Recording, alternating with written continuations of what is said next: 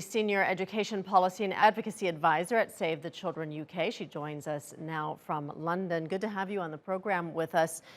You say in your report that the closure of schools is having a devastating impact in countries that are the poorest in the world, with already few children going to school. So how has the pandemic made things worse for these already poor and marginalized children?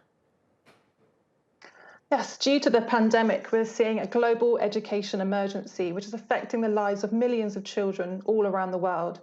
And it is the most marginalized children, girls, refugees, displaced children, and children with disabilities that are really facing learning difficulties at this time. Many governments are providing distance learning, but usually that's through use of online technology, which many children, the most marginalized, do not have access to. And our report published today shows that there is a vulnerability index which we've produced, which shows that in 12 countries, we estimate that these countries will be at extreme risk of children not returning to school when it's safe to do so. These countries are mainly in West and Central Africa, but also in Yemen and Afghanistan. And these countries already face difficulties in getting children to school even before the pandemic. They have large dropout rates, and girls not attending on the same rates as boys, and poor learning outcomes. And so we really need to provide more support to these countries in our vulnerability index, which are at the most extreme risk of children not returning to school after the pandemic.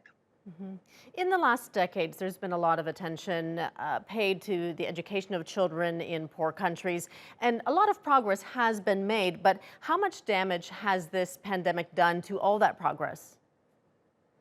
Yes, there has been some progress in enrolment in a number of different countries over the last few decades, but actually there has still been a big learning crisis. But even before this pandemic, with hundreds of millions of children not actually in school, and even when children were in school, they were not learning as effectively as they should be. But now with this pandemic, we're likely to see governments focusing more on health and the economy and not putting as much investment into education as we would like to see. In our report, Save Our Education, which we published today, we show that there could be a gap of 77 billion US dollars in education spending in the poorest countries over the next 18 months.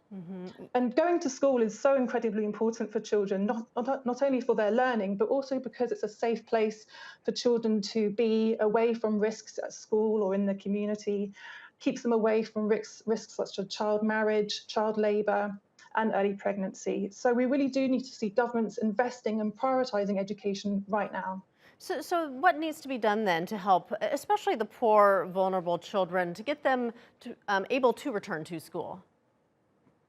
So in our report today, we're calling for governments, donors, and the international community to come together to create and fully fund a global education action plan, which would set out what needs to happen to ensure that children are learning at home while schools are closed and that they're learning effectively, and also to prepare governments to children to return to schools when it's safe to do so, and including things such as giving children learning assessments and accelerating their learning when they do return.